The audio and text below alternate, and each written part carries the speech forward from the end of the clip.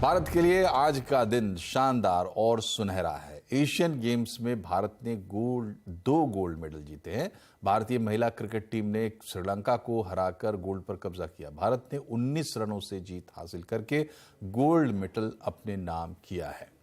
इस पहले बल्लेबाजी करते हुए श्रीलंका को 20 ओवर में 117 रनों का लक्ष्य दिया था, लेकिन भारतीय गेंदबाजों के सामने धारदार गेंदबाजी से श्रीलंका की टीम को समेट दिया।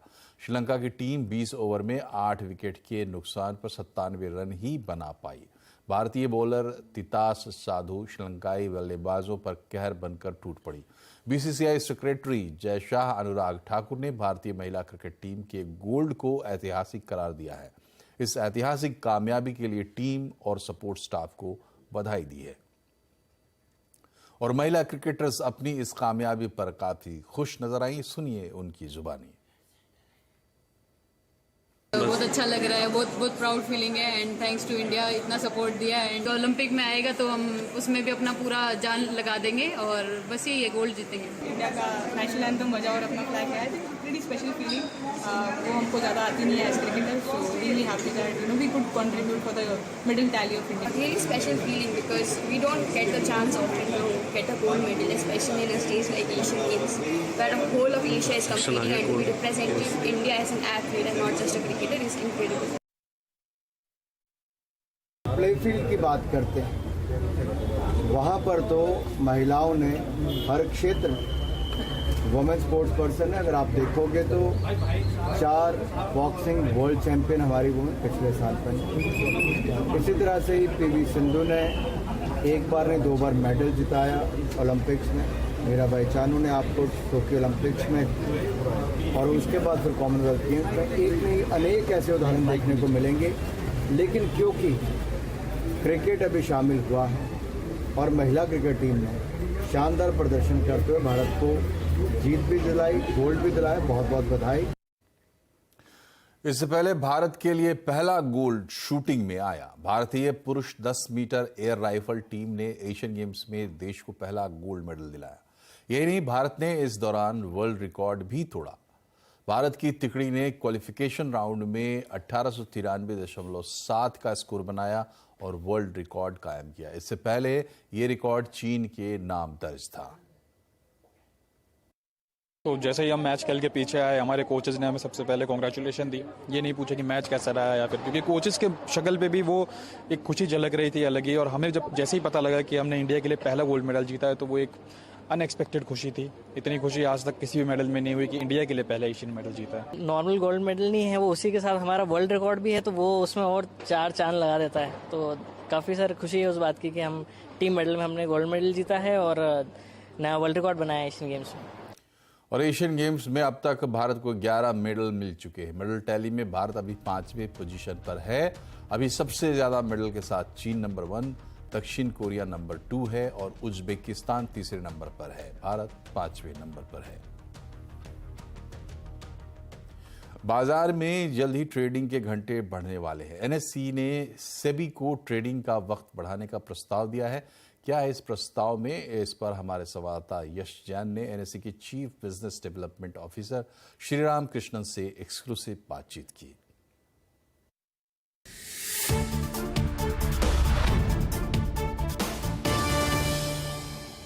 बहुत समय से हमको कोई ना कोई सेगमेंट से ये रिक्वेस्ट आता रहा कि एक्सटेंड कीजिए टाइमलाइन। आपको तो सभी ने एनेबल किया है रात के 11:55 तक जाने के लिए इक्विटी डेरिवेटिव्स में, और कैश इक्विटीज में भी 5 बजे तक हम एक्सटेंड कर सकते हैं। इसलिए हमने पिछले दिसंबर में ये टॉपिक ओपन किया था डिस्कशंस के लिए with various stakeholders, not just domestic बल्कि बाहर के इन्वेस्टर्स भी, फॉरेन इन्वेस्टर्स भी हमारे लिए इम्पोर्टेंट हैं। तो हमने सबके साथ विचार विमर्श किया है पिछले 9 महीनों में, और उनका ही फीडबैक, उनका ही सजेशन ये है, वर्किंग कमेटी का सजेशन ये है कि हमको एक सेशन शाम को रखना चाहिए 6 से 9 बजे के बीच में। और सजेशन ये भी था कि सिर्फ इंडेक्स ऑप्शंस और फ्यूचर्स ऑफर किया जाए ये टाइम में, और सिंगल स्टॉप ऑप्शंस फ्यूचर्स वगैरह बाद में सोच सकते हैं। तो उसके कमिटी के सजेशन के हिसाब से हमने सेबी में प्रपोजल भेजा है फॉर अप्रूवल, और जैसे ही उनका अप्रूवल आएगा टाइमलाइंस फाइनलाइज करके रोल आउट करने का प्लान है। ओके, आपने कहा एक छोटा सेशन 6 से 9 बजे के बीच में रखा जाए जिसमें खाली इंडेक्स पे फ्यूचर्स और ऑप्शंस ट्रेड होंगे। आपको लगता है ये पूरी तरीके से एक हेज करने का अपॉर्चुनिटी देता है? क्या आपको लगता है अगर ये सक्सेसफुल हो तो आपको स्टॉक फ्यूचर्स पे भी ध्यान देना चाहिए? और टाइम इवेंचुअली अगर 6 से 9 का पीरियड सक्सेसफुल होता है तो अल्टीमेटली हम इस टाइम पीरियड को, ट्रेडिंग टाइम पीरियड को कैसे इवॉल्व होते हुए देख सकते हैं? देखिए, तकलीफ कहाँ पर है उस पे जरा पहले एक बार सोच लेते हैं। तकलीफ इस बात पे है कि आज दुनिया एकदम इंटरकनेक्टेड है और अगर यूएस में कुछ हो जाता है जिसका इम्पैक्ट इंडियन स्टॉक मार्केट्स में आके गिरता है तो हमारे इन्वेस्टर्स को हम कैसे मदद कर सकते हैं, ये तकलीफ है। तो वो तकलीफ दूर करने के लिए हम लोग ये सेशन का सोच रहे हैं और ये मौका देता है इंडियन इन्वेस्टर को कि ये पोर्टफोलियो रिस्क जो है उनका वो हेज करने के लिए एक मौका देता है। अगर कुछ गलत गड़बड़ वाला न्यूज निकल जाता है दुनिया में तो वो मकसद है हमारा।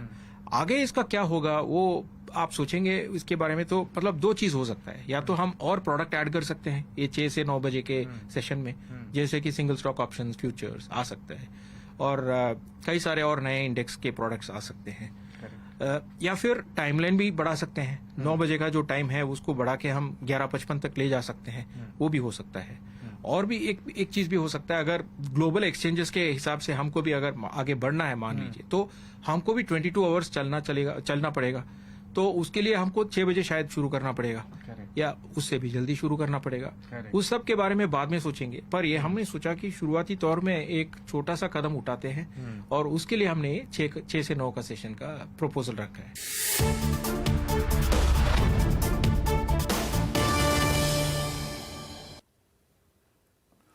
और अब बात आज के बाजार की। आज मिड कैप एक्सपायरी के दिन बाजार में उतार चढ़ाव देखने को मिला। इसी के साथ बाजार फ्लैट बंद हुआ है। सेंसेक्स 15 अंक चढ़कर 66,024 पर बंद हुआ। निफ्टी बिना बदलाव के 19,675 पर बंद हुआ। सबसे ज्यादा खरीदारी रियल्टी, बैंकिंग, पीएससी शेयरों में रही। आईटी, फार्मा शेयरों में दबाव देखने को मिला। और कोटक एएमसी के MD and CEO Nilesh Shah ने बताया कि बाजार में अनुमान से कम करेक्शन हो सकता है। उनके मुताबिक फेयर वैल्यू नीचे है तो करेक्शन भी कम ही होगा।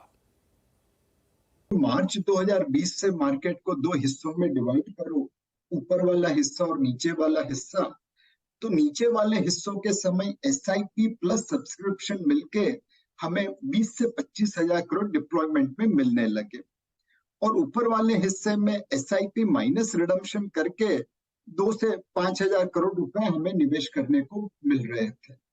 सो एक लोगों ने बहुत अच्छी तरह से अपना असेट एलोकेशन कलेक्टिवली किया है ताकि नीचे के लेवल पे म्यूचुअल फंड के पास ज्यादा पैसा मिला निवेश करने के लिए और ऊपर के लेवल पे कम मिला। मुझे लगता है कि आने वाले समय में भी ये बिहेवियर बरकरार रहेगी। इसी बिहेवियर की वजह से मुझे लगता है कि मार्केट में करेक्शन उम्मीद से कम रहेगा। अगर आपको लगता है कि फेयर वैल्यू मार्केट की यहाँ से 10% नीचे है तो करेक्शन 10% तक नहीं होगा, वो उससे कम ही रहेगा, बिकॉज लोअर लेवल पे सारे लोग खरीदारी करने की सोचेंगे। आज प्रधानमंत्री नरेंद्र मोदी मध्य प्रदेश और राजस्थान के दौरे पर हैं। पीएम मोदी 45 दिनों में तीसरी बार मध्य प्रदेश पहुंचे। भोपाल पहुंचने के बाद पीएम मोदी ने जम्बूरी मैदान में पंडित दीनदयाल उपाध्याय की जयंती पर उन्हें श्रद्धांजलि दी। पीएम मोदी ने भोपाल में मेगा रोड शो किया और उसके बाद बीजेपी कार्यकर्ताओं को संबोधित किया। प्रधानमंत्री ने अपने संबोधन में कांग्रेस समेत विपक्षी दलों पर जमकर निशाना साधा। उन्होंने कांग्रेस पर परिवारवाद का आरोप लगाया और कांग्रेस का हाथ अर्बन नक्सलियों के साथ बताया। पीएम ने कहा कि अगर कांग्रेस सत्ता में आई तो एमपी को फिर से बीमारू राज्य बना देगी। पहले बर्बाद हुई, अब बैंकरप्ट हुई और अब कांग्रेस ने अपना ठेका दूसरों को दे दिया है। कांग्रेस को अब कांग्रेस के नेता नहीं चला रहे, अब कांग्रेस एक ऐसी कंपनी बन गई है, नारों से लेकर नीतियों तक हर चीज आउटसोर्स कर रही है। और ये ठेका किसके पास है जानते हैं?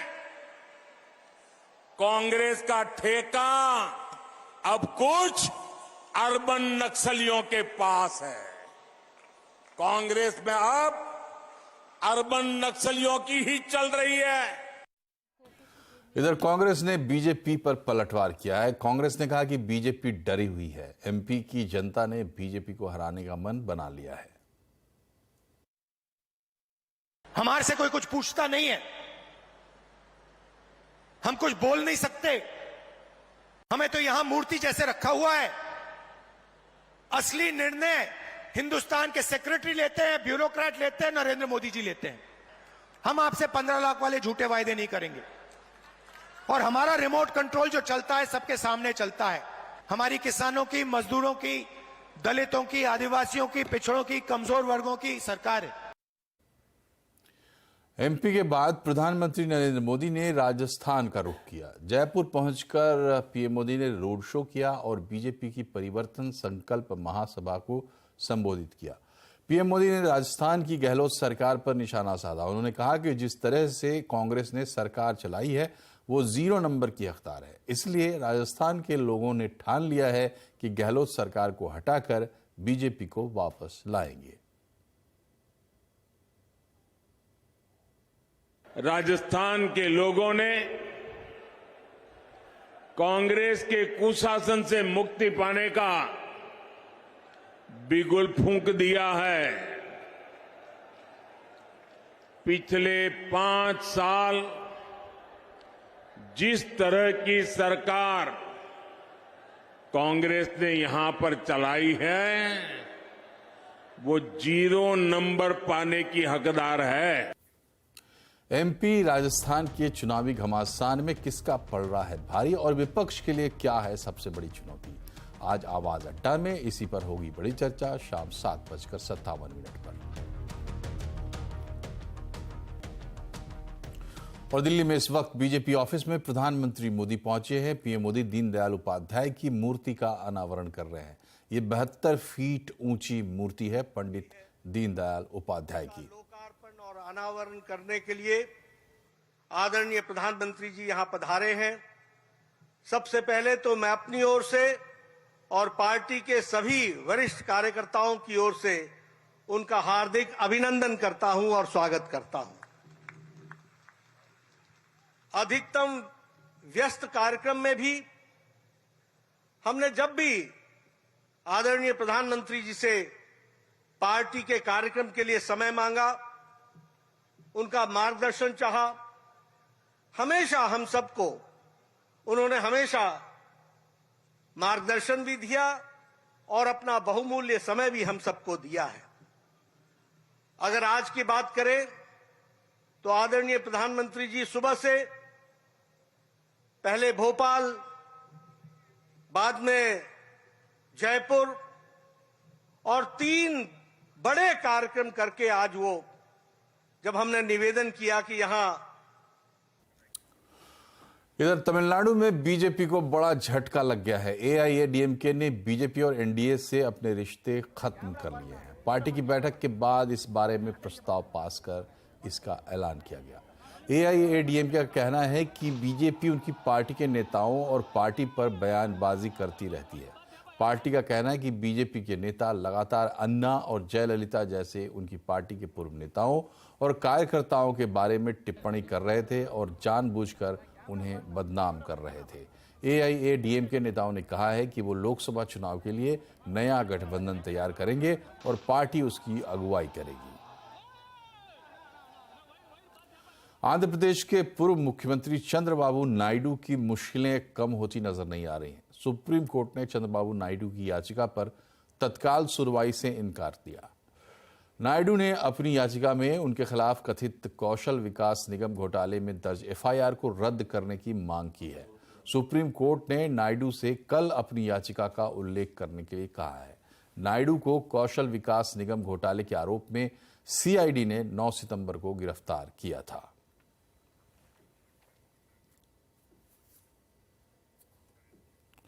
और यहां रुक रहे एक छोटे से ब्रेक, लेकिन खबरें अभी और भी हैं, बने रहिए हमारे साथ।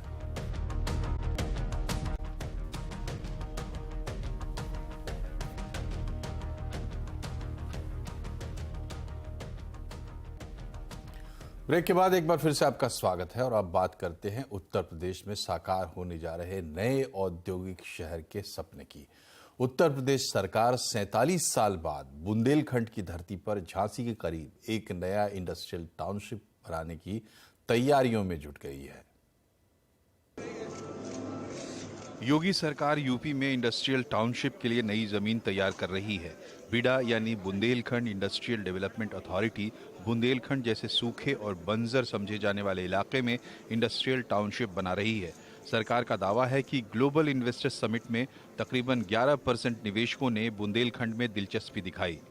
3.75 लाख करोड़ रुपए का लगभग 11% MOU बुंदेलखंड के लिए ही हुए, जहां पर कनेक्टिविटी बेहतर हो, वहां पर एक और कंपैरेटिवली लैंड भी वहां पर सस्ती है, इसीलिए लोगों ने इसको चूज किया है और हम समझते हैं कि हम पूरी तरीके से उन लोगों को फैसिलिटेट करेंगे। बुंदेलखंड का ये इंडस्ट्रियल टाउनशिप नोएडा से भी बड़ा है। इसका मुख्यालय झांसी में है।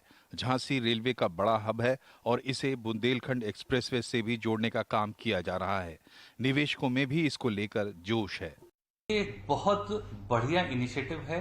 इससे अन्य जगहों के लोग और बुंदेलखंड के लोग वहां पर जाकर के काम कर सकेंगे और एम्प्लॉयमेंट जनरेशन होगा, इकोनॉमिक एक्टिविटी बढ़ेगी उस रीजन में, और जो अनयूटिलाइज्ड लैंड पार्सल है स्टेट का, जो लैंड बैंक है, उसका एक अच्छा इस्तेमाल हो सकेगा।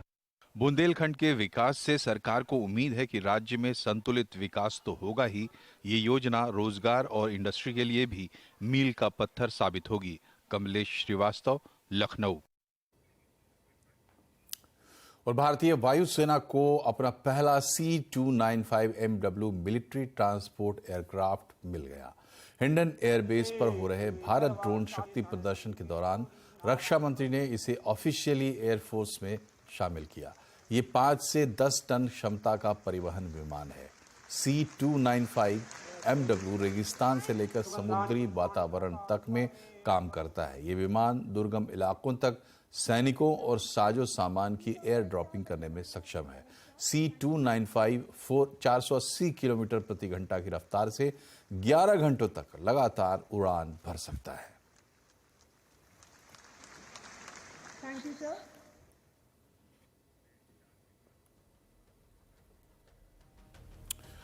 और बुलेटिन में फिलहाल इतना ही, लेकिन आपको बता दें कि आज रात 8:50 पर मिस मत करिए हमारी खास प्रस्तुति संजीवनी।